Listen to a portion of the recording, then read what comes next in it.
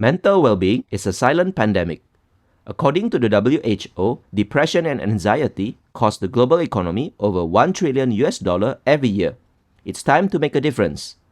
Learn how to enhance your lives through a masterclass from Founders Wellbeing and my good friend Sandeep Rao on mental wellness. Visit founderswellbeing.com/masterclass to enroll and enter TLJ20 for a 20% discount. Be a better version of yourself and make an impact. The ISA QB Software Architecture Gathering is the international conference highlight for all those working on solution structures in IT projects, primarily software architects, developers, and professionals in quality assurance, but also system analysts who want to communicate better with their developers. A selection of well-known international speakers will share their practical knowledge on the most important topics in the state-of-the-art software architecture. The conference takes place online from November 14 to 17, and we have a 15% discount code for you. Enter TLJ_MP_15 for 15% discount. As a team leader, my job, or the way I measure myself, is that I make myself unneeded. So every day or every week, I look and I try to even measure how much do people need me to solve their problems. If they can solve more problems without me this week than they did last week, then I'm doing a better job. You will actually become more successful and more valuable to your company if you're no longer a bottleneck for the people that are working with you and under you. Hey everyone, my name is Henry Suryawirawan, and you're listening to the Tech Lead Journal podcast, the show where I'll be bringing you the greatest technical leaders, practitioners, and thought leaders in the industry to discuss about their journey, ideas, and practices that we all can learn and apply to build a highly performing technical team and to make an impact in your personal work. So let's dive into our journal.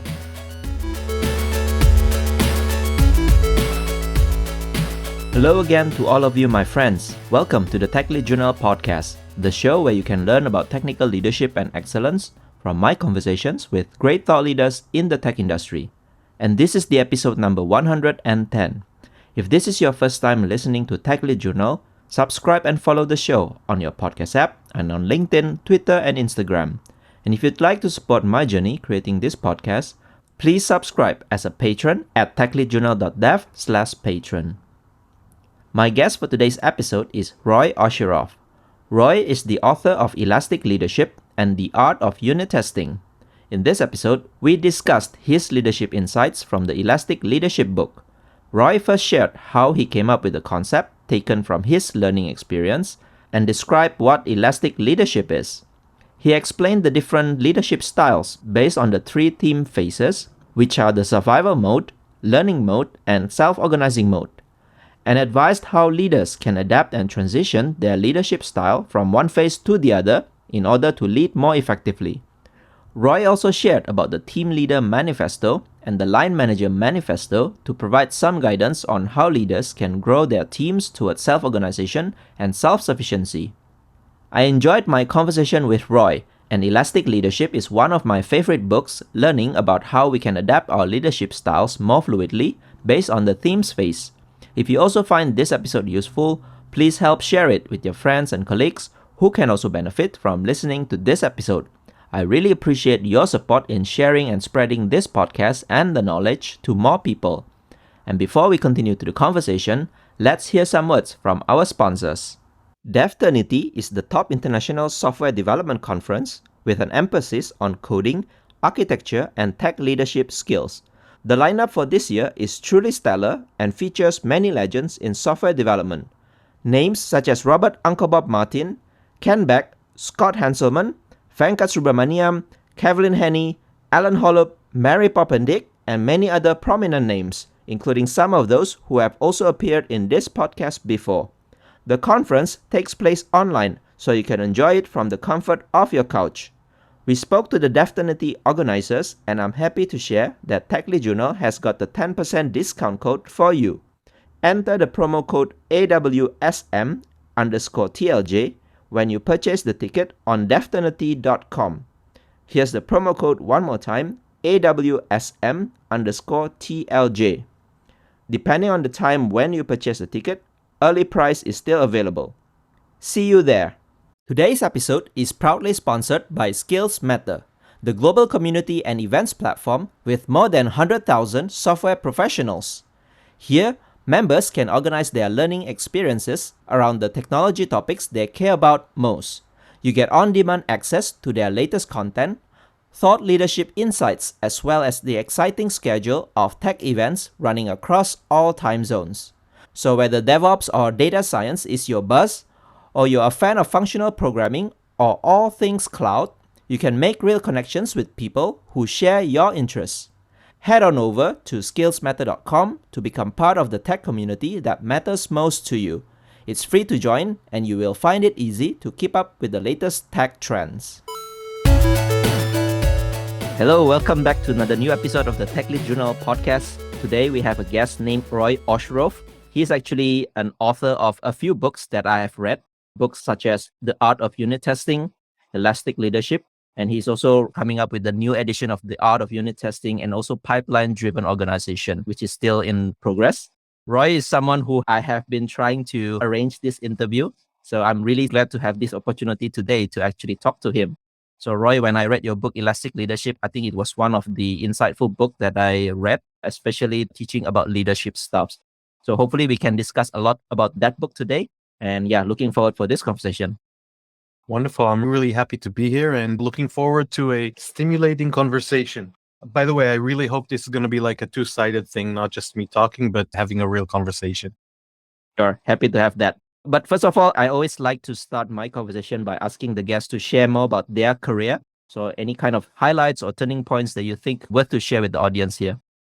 Well, I've been in the software business over 20 years, so there have been a lot of turning points. I started as a software developer, and I went through a lot of different roles from team lead, architect, CTO, director. These past few years working as a consultant, also working as an entrepreneur these days as well, and also working in different countries. I'm born and raised in Israel, but we lived in Scandinavia for a few years. And then we lived in the US for a few years, in both the East and West, both in New Jersey and then California, and then coming back to Israel. And I also have 3 kids, which also is many turning points there. So if I try to talk about a little bit of career journey, I could say that there are a few big turning points. For a few years, I was working as a software developer. And at some point, I really got interested in Kent Beck's book, Test-Driven Development by Example. I learned it and I practiced it and I tried to experiment with it with my team. That was the beginning of a turning point. But the real turning point came in when I started organizing an open kind of a 2 to 3 hour workshops, hackathons for the community, kind of like a meetup, but before meetups existed, before meetup.com existed. And that was about test-driven development. I got quite a bit of people jumping into that stuff. That really got me thinking that I could make this like a full-time thing. So I went to my boss and I said, hey, listen, I think I can organize training and actually ask for money for these things. And my boss came with horrible terms. So I said, okay, no, thank you. And I decided that I'm going to become a consultant and I'm going to start doing this training and consulting about this stuff full time. I found my first customer by speaking at a meetup. Then it was called a user group. And I helped be part of like a .NET meetup then. And later I created the Agile Israel user group. And I found my first customers in those meetups, in those user groups. Once I had the first customer, which was a big customer for me alone, I started down that path.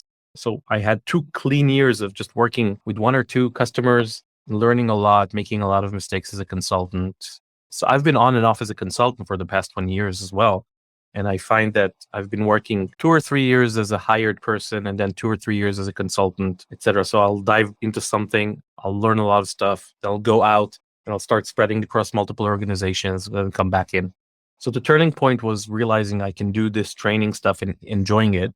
The other turning point was I was first looking at the first check I ever got from the customer, realizing that I'm making much more money doing the consulting and the value that I bring is higher because customers are willing to pay much more per hour for my services.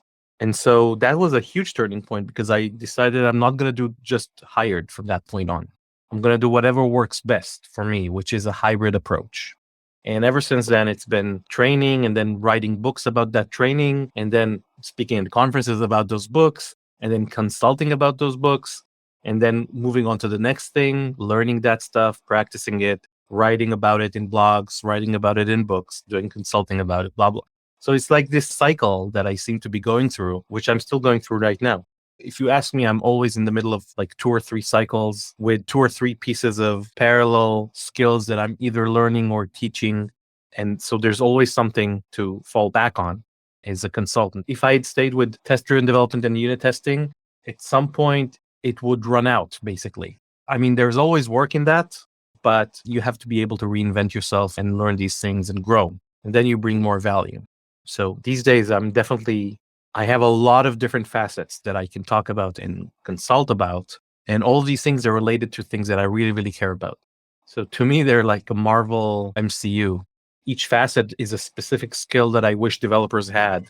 And then I learn that, and then I bring that, and then I work in it, et cetera, et cetera. Thanks so much for sharing your journey. I think it's really admirable, right? The way you kind of like change facets, like from being as an employee to be a consultant, and you switch mode between employee and consulting. And then you find the passion of doing training and consulting, writing books and things like that. And you mentioned about also expanding yourself beyond just TDD or unit testing. You also wrote books about leadership, pipeline driven, and all those stuffs. So today we are not going to cover about test-driven development, unfortunately, but I would like to discuss a lot more about the Elastic Leadership book. And maybe when we have time, we will discuss about pipeline-driven organization. So when I read your book, as I mentioned in the beginning, it was really insightful, especially if you're working in maybe non-performing teams or in a startup where everything is like chaos. Tell us more why you started writing this book in the first place. What kind of problems do you see maybe in the technical world or maybe engineers for them to read this book? The book Elastic Leadership is based on a blog post on a blog that I started writing when I started becoming a team lead. As I was growing as a team lead, I would document my own realizations about things. And then slowly over time, a few years, it grew and grew. And I decided I'm going to turn it into a book. I wasn't sure what the book name would be. And I asked Kevlin Henney, who's a good friend of mine and a speaker and author. I was thinking about calling the book 97 Things Every Team Leader Should Know. But eventually I called it Elastic Leadership because I wanted to come up with a term that describes this kind of framework that I'm coming up with. So Elastic Leadership is based on all the mistakes that I've ever made as a team lead. I believe that the best way to learn something is through making mistakes. So I can tell you I've learned quite a lot. I think that people should realize everybody in this industry doesn't really know what they're doing. They might have more experience. Doesn't mean that they know what they are doing. They might have had some success, some failure. There are some things that they know have worked or have not, but does not mean that they know what to do next. And so as a journey as a team lead, there's been a lot of that stuff, trying to come up with different ideas. I'll give you this simple example. In my first team, I was very much a command and control leader. So I believed in protecting my team and having that bubble where people are not allowed to contact the team. And I believed I was doing the absolute right thing because the team was kind of in a chaotic state and all that stuff. And I believe that if you're not going to control what the team is, who the team talks to, then everyone will control the team instead of you. And that seemed to have worked for a while. And then I spoke about it at a conference. And I spoke about how you should be able to quickly take charge of a team and stuff like that. And at the end of the talk, this Scrum Master, I think, approached me at the end. He said, "This is the opposite of everything I ever teach people, which is self-organizing teams and they should learn to make mistakes on their own and all that stuff. Well, don't you believe in that stuff?" And I said, "Well, actually, I do. I think that's really good ideas." And he said, "Well, how can you believe that and also believe in what you just taught, which is you have to take control and be a bit more command and control?" And I really thought about it. I didn't have a really good answer. I thought about how can those two situations exist in the same time in the world?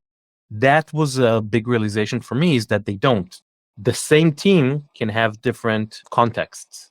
In one context, the team might be in what we would call survival mode, in which they don't have time to learn. They're too busy fighting fires. They don't have time to make mistakes. In that situation, command control might be a really good idea to get out of there. But if your team has time and they are learning and they want to learn, they want to practice, God forbid that you should be a command and control leader because they're not going to learn anything. So that's why I call it elastic leadership, is because there are actually 3 different types of leadership styles we change them based on where the team is at. So 1 week the team might be in survival mode, the next week the team might be in learning mode, and the week after the team might be in self-organizing mode, and then they might go back to survival mode. We measure that by how much the team is able to cope with their current scenarios, with the current contexts. For example, if I have a team of developers that have been building websites, 100 websites the past year, and I'm asking them to build the next one, just another website, it's very likely that they're going to be much more of a self-organizing team. They know what to do. They know how to solve these issues. They just need a goal, really.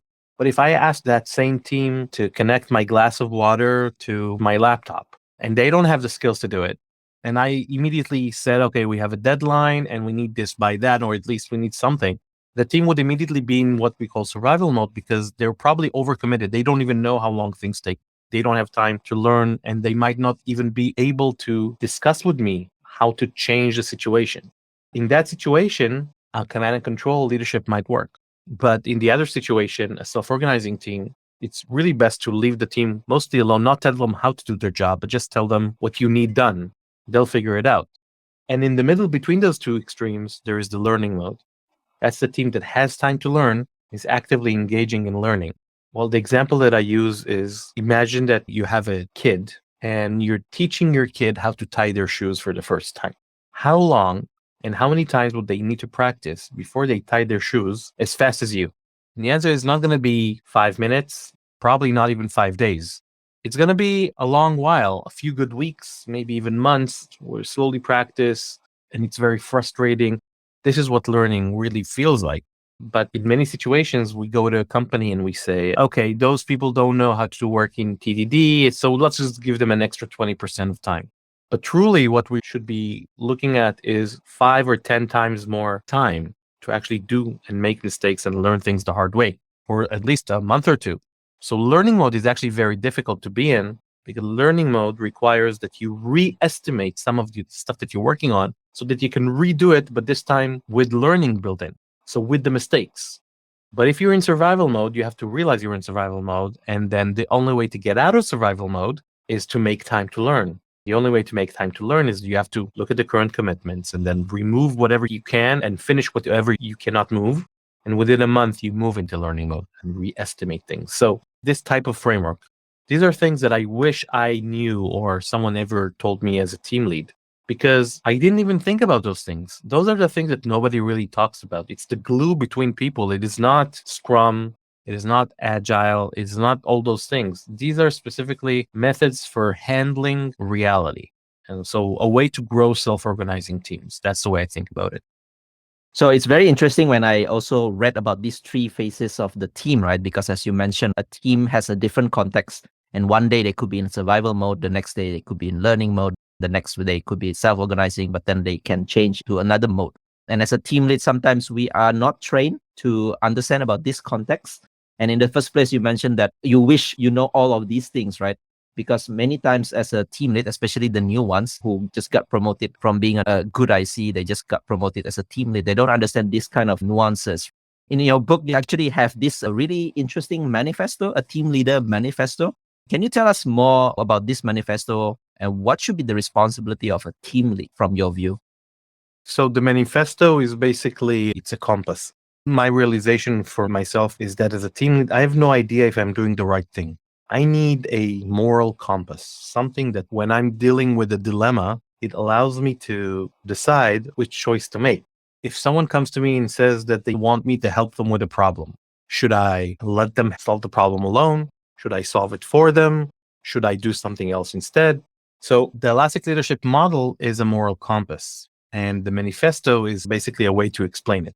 The idea of the manifesto is to say, here is one worldview. And that worldview is that as a team leader, my job, or the way I measure myself, is that I make myself unneeded. So every day or every week, I look and I try to even measure how much do people need me to solve their problems, or can they start solving their problems without me? If they can solve more problems without me this week than they did last week, then I'm doing a better job. So that's one way to measure, is that slowly over time, you are needed less and less, which is completely crazy because a lot of people want to be needed. I mean, that's kind of your job. Won't you get fired if you're not needed? And the answer is, you will actually become more successful and more valuable to your company if you're no longer a bottleneck for the people that are working with you and under you.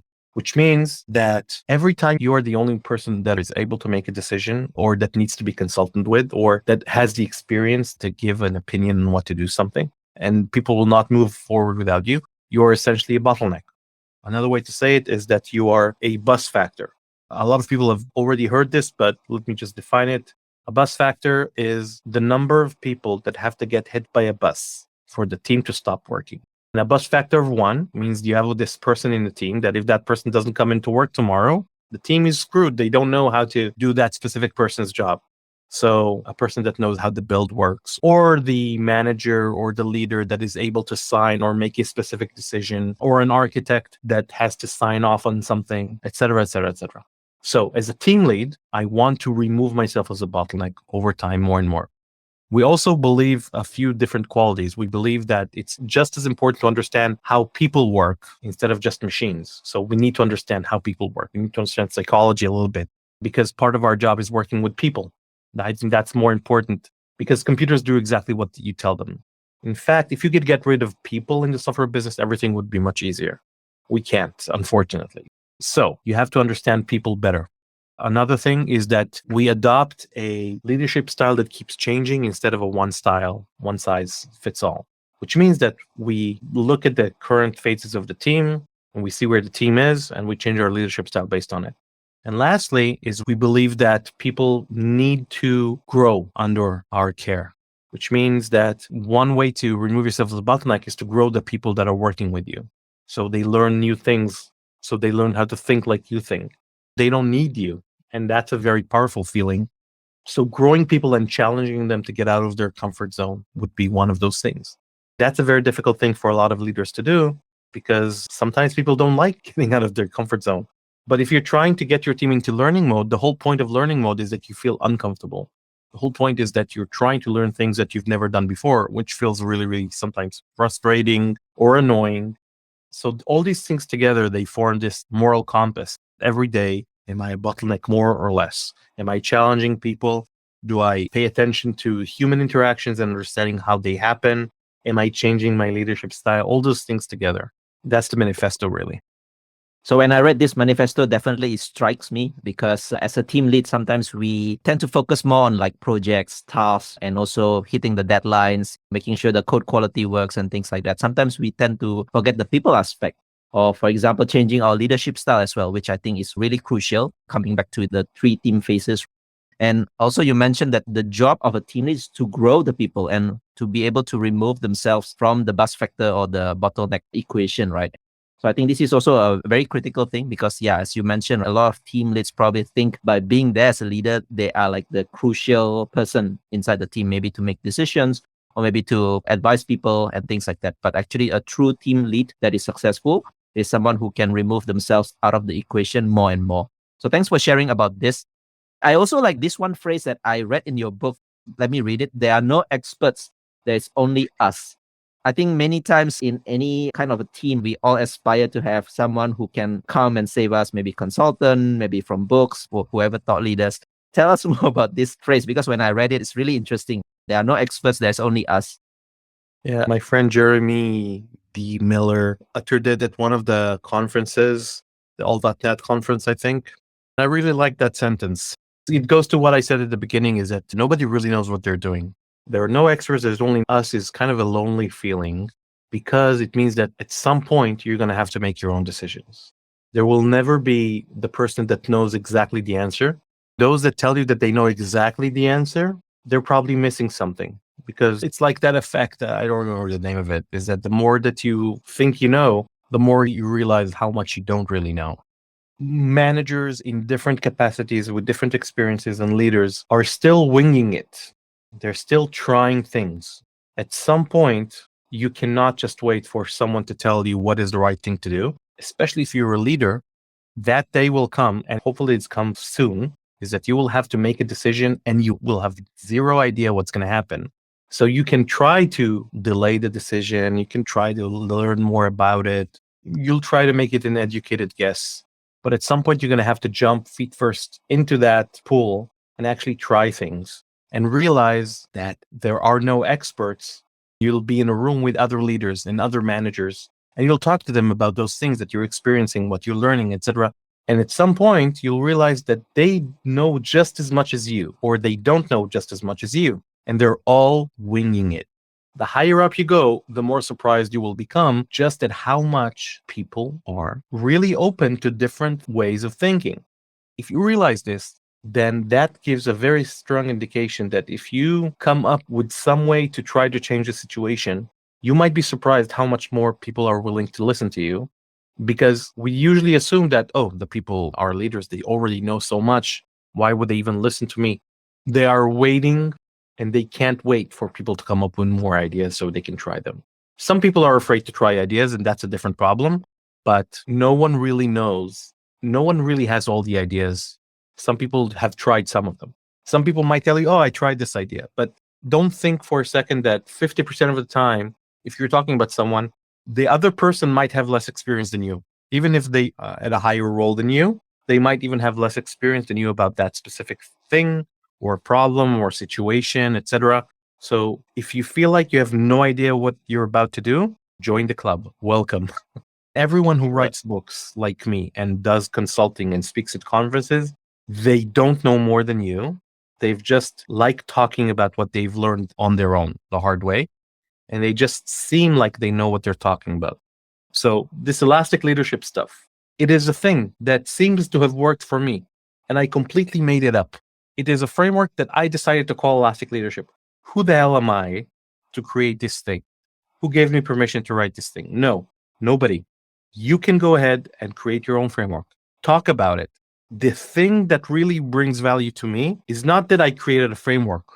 What brings value is that I talk about it and I explain it, and then I realize how much I was wrong.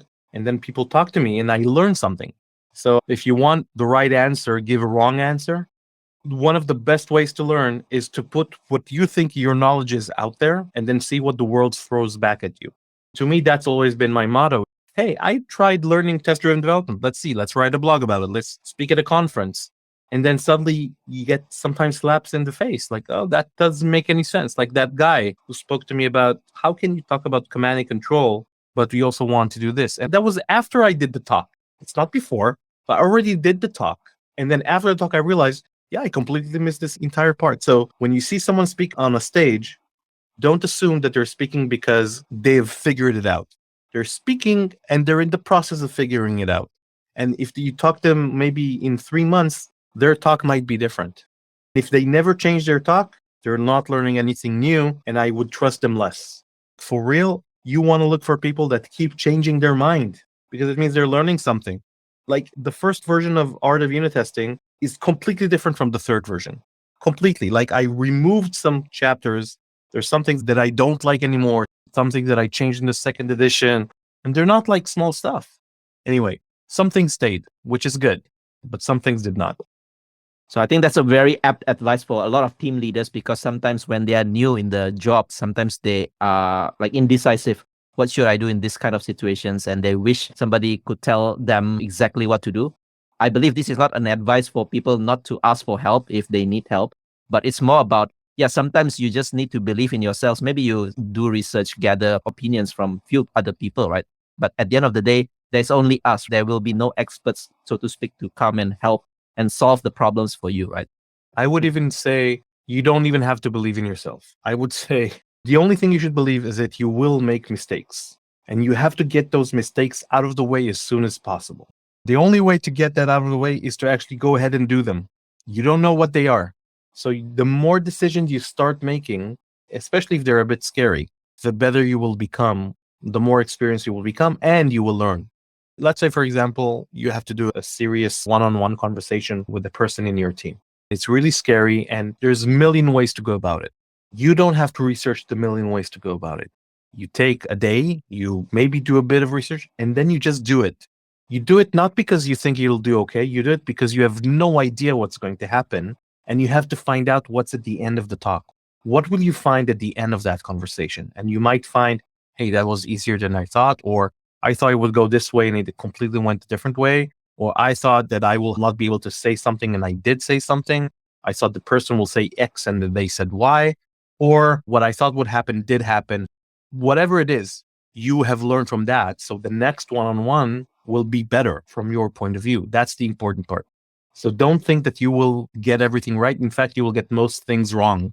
And then slowly over time, you will get a few things less wrong because you've already made the mistake. It's like touching hot fire the second time. You probably won't touch it, right? But you had to touch it the first time. So just get it out of the way. It's the first dent in the car, but there's 100 of them.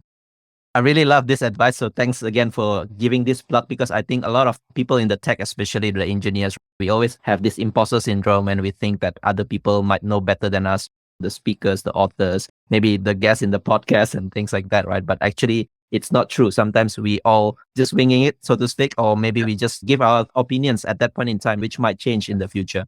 So maybe if we can go back a little bit to the 3 team phases, you mentioned about survival mode and you mentioned the time when the team doesn't have learning time. I would imagine this kind of a chaotic team where you are firefighting, solving problems, incidents, and things like that. So tell us more why it is important to have learning time. And when you are in survival mode, how can you create more learning time? I think that's probably in the mind of a lot of people. So the way that you create learning time. So if you're in the situation where everyone is running around like headless chickens and you're just fixing fires, how do you move from that into learning mode? So the answer is, first of all, is that the mode of the leadership changes to more command and control, because the sentence in your head should be, when the ship is sinking, the captain doesn't call a meeting, the captain gives orders. The orders might be everybody does what they're best at for the next month. But then during that month, you can look at all your current commitments, see whichever ones are prioritized and will fit in that month. And then everything that doesn't fit, you re-estimate. You go to your management and your leadership and you say, we are currently in a death spiral. If we keep going down that route, we're going to be in a worse situation in 3 months.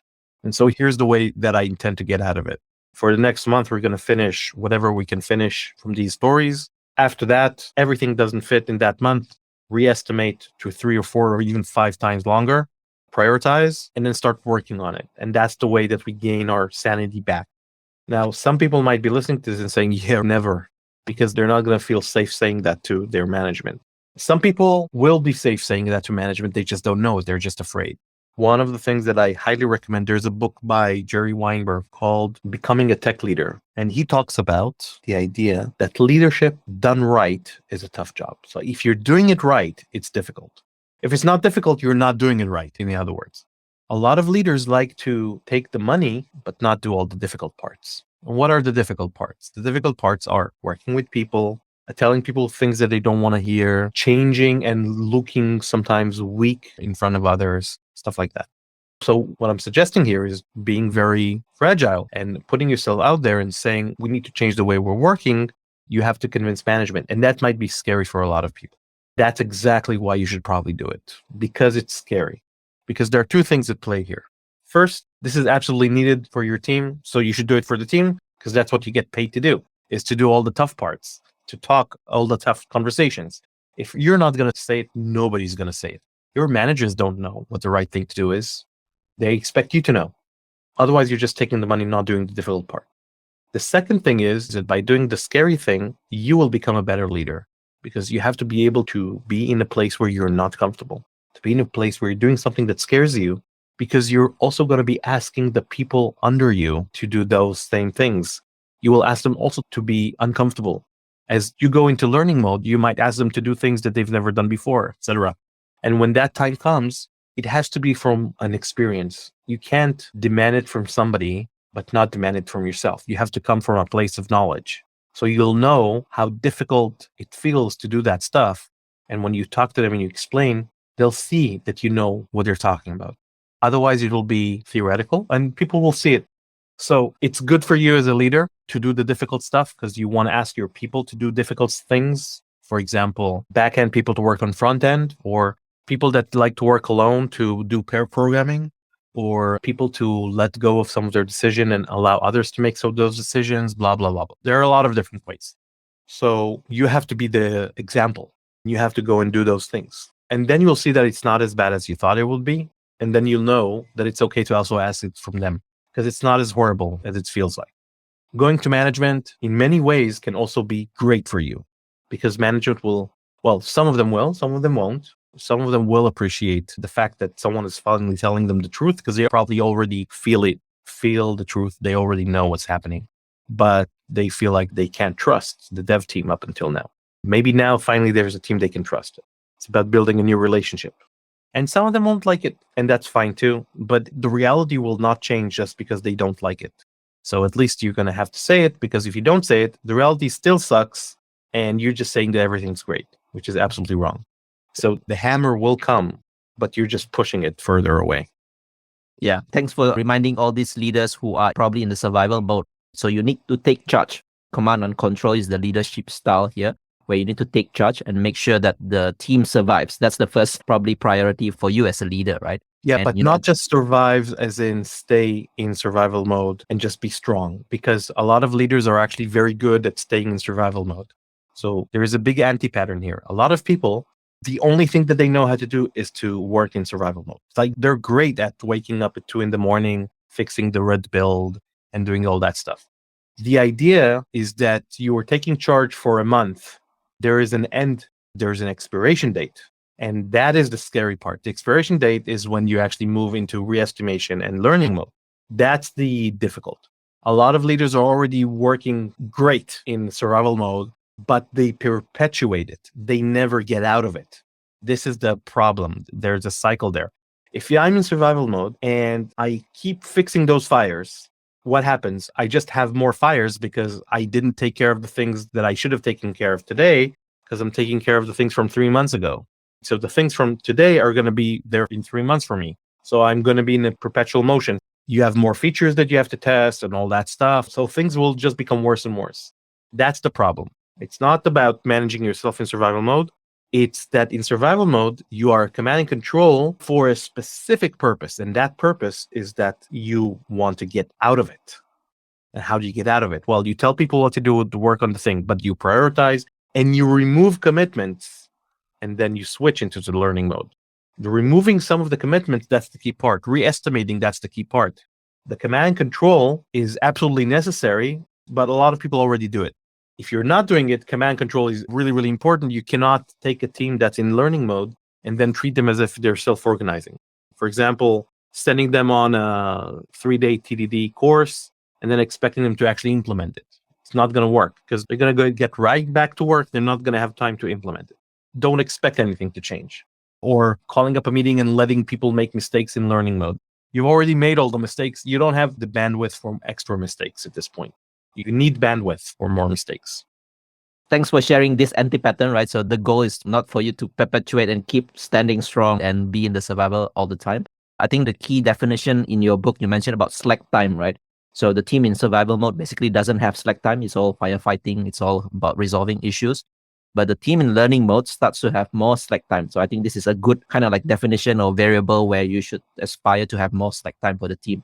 So tell us more why slack time is very important, why we should be in learning mode, why teams should have slack time. Well, without time to make mistakes, you can't learn anything. The whole idea is that it's teaching your kid how to tie their shoelaces. You don't give them time. You have to get into the car right now. You're going to tie their shoelaces for them. That's okay if you're in survival mode. We get into the car, there's a lion chasing us. I'll tie your shoelaces. But get into the car, there's no rush. I'll tie your shoelaces for you. That's a problem. The whole idea is that I want you to have time. Maybe we'll leave 15 minutes early so that you have time to practice tying your shoelaces. That's what slack time is. And you mentioned few techniques that leaders can do is by, for example, doing more delegation. So depending like what you said, if the kids can start tying their own shoe, you give the time for them to learn how to do the stuff. You also give some kind of like homework, personal commitment for them to improve. The other thing is about commitment language, right? So how people should actually commit to certain things that they want to do and then learn from that experience. And then the ultimate team phase is actually self-organizing mode. So probably not many team leaders are in this mode, I believe, because from my experience, it's really kind of like hard to have a fully self-organized team. So maybe can share a little bit more, how does self-organized team look like actually? What kind of differentiation that you can see from a self-organizing team? Well, a self-organizing team, I would say maybe 5% of the teams I've ever seen are self-organizing. The idea in a self-organizing team is that the team knows how to solve any problem that they face. So I think of them like a team of team leads. What is a team leader usually? It's someone you can ask almost any question and they'll find an answer for you. So imagine you had a team of team leads. That team is self-organizing because whatever you throw at them, they'll figure it out. That's the idea. If your team cannot figure out some of the stuff, then they're not self-organizing. In self-organizing team, you want to usually just set goals, maybe have some metrics, but you don't want to tell them how to do their job. So you might just want to influence the structure of the team by changing people or by changing the meetings that they have or by measuring differently. So you really use a lot of the influence forces that I mentioned in the book. The influence forces are a powerful thing for both learning mode and for self-organizing mode. And those are personal influence forces, there's community, and then there's environmental. When we're talking about self-organizing teams, it's usually the last two. So we have the people around people and we have the physical environment around people. Also, it could mean the rules and the reward systems or the punishment system in the company. So changing metrics would be changing the reward system in the company. You're measured on code coverage is different than you're measured on pair programming or you're measured on bugs found in production. So there's a lot of things that we can do without telling people how to do something. But I would say that for most leaders, learning mode is more challenging than self-organizing mode. Because learning mode is really about how do you spend time as a team continuously learning things that you're not comfortable learning. And there are a lot of different techniques. One of them, as you said, is commitment language, for example, where you change the way that you ask questions or speak to make sure that people are actually committed to doing something. So you might use a specific type of language. For example, I will do something by X. Instead of saying, well, I could, or I can try, or I might, or let's try and blah, blah, blah, blah. All those things, they have this connotation where there's an exit point, there's a door. You can always say, well, I did say, let's try. I didn't say we're actually going to do it. If you don't give a specific end date or time, then again, yeah, I said I'll do it. I didn't say when. So sometimes in learning mode, sometimes it's useful to ask people to frame what they're actually committing to and say, okay, so you will do what by when? And then you get to see how people react. Sometimes people will not be able to promise anything because they don't know. And then you'll figure out that there is a problem with the commitment. For example, if I asked you to, let's say, get a budget for a specific build machines, you might say, okay, fine, I'll do it, or I'll give it a try. I said, okay, so what will you do by when? And that forces you into a very specific state of mind, which is, what is the physical thing that you can measure that I will do? I will get the budget for this by the end of the week doesn't make any sense because you can't commit to it. And even if you told me that, I can say, well, you can't commit to it, right? It's like saying, I'll fix the bug in the next 3 hours. You don't know how long it's going to take to fix the bug. So you can't commit to things that you don't control. But you can commit to an action that you do control. For example, I will set up a meeting with the stakeholders. I'll send the invite by the end of today. That's the first step. That's an example of committing to something you control. That's also the reason why I don't like where teams have commitments at the end of sprints. I don't like Scrum in that regard because the team cannot commit to finish their entire features. They can commit to working their hardest. They can commit to working a specific amount of hours a day. They cannot commit to finishing it because in reality, there's a lot of stuff that happens before you can finish something, which is not under their control. Customer might change their mind, product might not write things in a clear way, or they'll work on something and realize it's actually much more difficult. And then what happens is that if you commit to something not under your control and then you fail, you feel like a failure, even though it's not your fault. And I was part of something like that. I was part of a team that was doing test-driven development, and consistently we would fail our commitments. We felt like idiots every sprint. We did amazing work, but we felt like failures. So you get this huge moral problem as well. So I don't like to even call it commitments. There are goals, but goals can be set and might not always achieved. But can we commit to working at least X hours a day on this stuff? That's an example of a commitment or something that's under fully your control. So in learning mode, there's a lot of that stuff going on, which is facing what we're actually doing, trying to change that, how we're actually changing it, challenging people to change how they work, et cetera, et cetera, et cetera. So there's a lot of coaching happening, a lot of coaching. And a lot of leaders are not good at coaching or they're afraid of doing it. especially if they're coaching their friends. Then it becomes really difficult. So I really love this commitment language. Sometimes when we ask people to do some stuff, especially the things that they don't know how to do, sometimes they'll just give abstract, okay, I'll do it. I'll promise to finish it. But I think the moment when you said you need to ask person to do something by something, and also to focus not on the lagging indicators, right? So when you mentioned about finishing something by end of the sprint, for example, sometimes that's the lagging indicators. So something that we cannot control because of various factors. But maybe if we can focus on the leading indicators, maybe like working certain amount of hours on that particular problem, maybe that will lead us to a better results. So I think that's a really insightful idea. So for team leaders out there, if you want to coach or grow your people, try to use this commitment language so that people bring up accountability in one aspect, and so make sure that they can actually think more before they promise something. So I think that's always a key idea here. Thanks for sharing that actually. So you mentioned about team leads. So for people who are manager of managers, any kind of different things that they should think about? I know that you have a line manager manifesto. Maybe you can share a few tips for this manager of managers. I think at some point it's really more about bottlenecks. My job is always to remove myself as a bottleneck. So as a leader of developers, maybe I'm the bottleneck for some decision making. But if I'm a leader of team leads, then what is my role? How do I measure it? The answer again to me is, what is the thing that they need me for?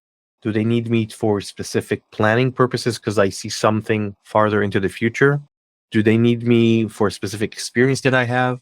Again, I teach them how to work as if I was there, but I'm not. How would they do it if they were me? That's the idea. In developers, I'll teach a developer how to become a team lead. If I'm leading leads, then I'll teach the leads how to lead leads. I always go one level up.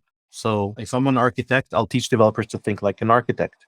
If I'm a chief architect in charge of multiple architects, I'll teach my architects how to think like a chief architect and how to connect all the dots across the company. So whatever level you are, you teach people how to be whatever it is that you are.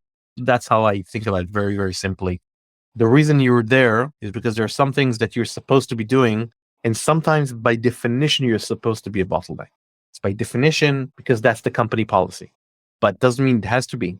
So by definition, I have to be the one making a hiring decision, right? What happens if I'm not there? No one can hire? Doesn't make any sense. You should be able to hire people. Now, maybe we come up with a protocol on how to hire so we have certainty or at least some numbers, etc. But whatever it is, the same risk applies if I'm not available. So that's what I want to work on. That's my bottleneck theory. I want to remove myself as a bottleneck.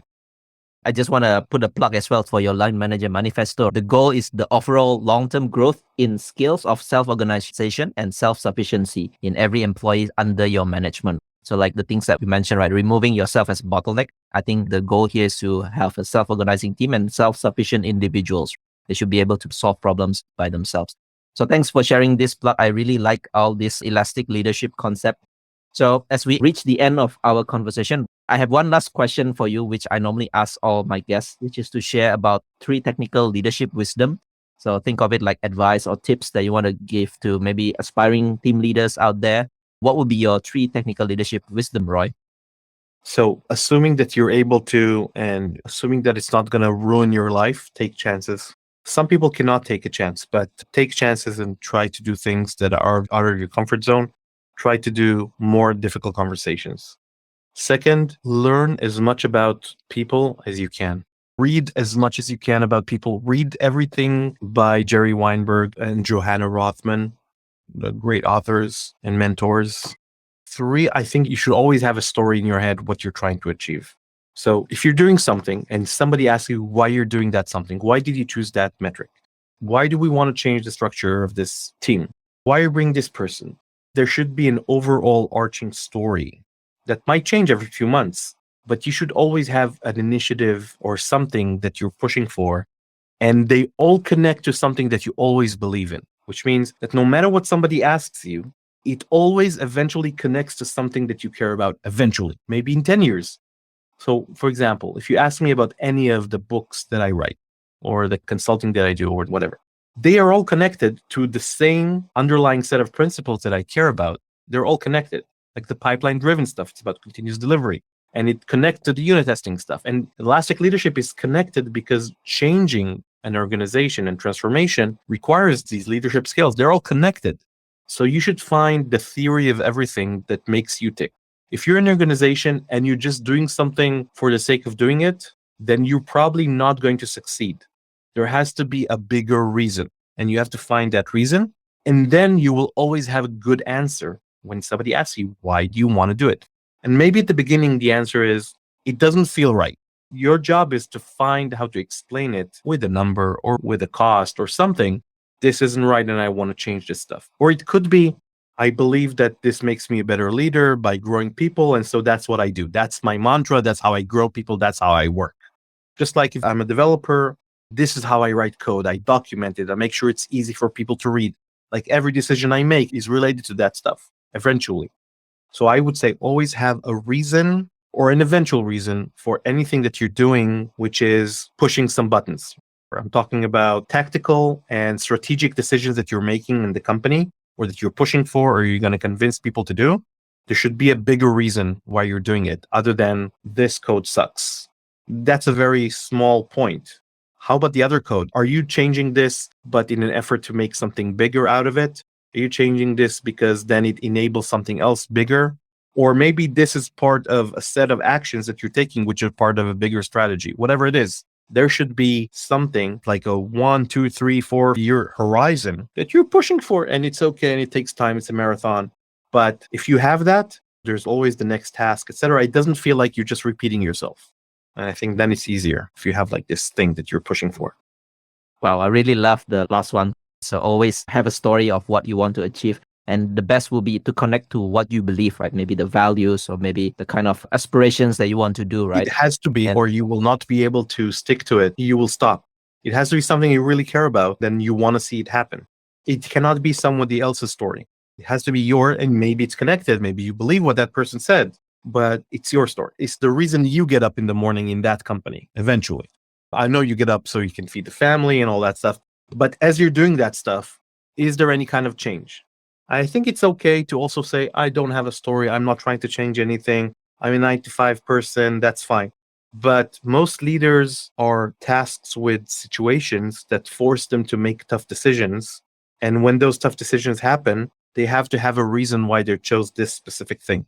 So even if your story is, I want to make sure that employees have a specific way of thinking about something, or I want to make sure that no matter what, people have work-life balance. That's fine too. Just have a reason. Explain yourself why. And that way, you will never be speechless when you're stuck in a meeting and manager says, why did you spend $100,000 on 3 months and I'm not seeing anything for it? It could be a problem that they're not seeing. Maybe you're seeing. Maybe you have to learn how to show them what they're supposed to see. But if you can see it and you just can't explain it, it's much better than if you did it and you don't even know why you did it. So that's kind of the idea. And I think that works also as a consultant and also as an entrepreneur. Yeah, I think sometimes we do stuff without actually understanding the underlying reasons or maybe the bigger picture. So we just, for the sake of doing the task, we just do it. Thanks for reminding us. I think it applies not just at work as well, maybe to your personal life, thinking about what is the bigger story about your personal life, maybe any aspirations or goals. I really like the concept, also ties it back to your beliefs and values. So thanks for putting this as a wisdom for us. So for people who love this conversation and want to connect with you online, is there a place where they can reach out or maybe talk to you? Yeah, I'm on Twitter, Roy Osherove on Twitter, or at osherove.com, or at artofunittesting.com, or at 5whys.com. That's the blog to start the Elastic Leadership. So the number 5 and then whys.com. So there are a lot of ways to just find me. I have a lot of YouTube talks about that stuff as well from different conferences. I'm going to be in Copenhagen this month, actually, doing the Elastic Leadership training. So people are always welcome to get in contact with me. And I'm always happy to hear about new situations. I promise I will probably learn from them just as much as you will learn from my own experience. Yeah, unfortunately, we couldn't cover the pipeline-driven organization, but one day I think we will reach the time when you publish the book and I'll arrange another episode for that. So looking forward for that one. Thanks, Roy, for your time today. Really love conversation. Thank you, Henry. It was a pleasure. Thank you for listening to this episode and for staying right until the end. If you highly enjoyed it, I would appreciate if you share it with your friends and colleagues who you think would also benefit from listening to this episode. And if you're new to the podcast, make sure to subscribe and leave me your valuable review and feedback. It helps me a lot in order to grow this podcast better.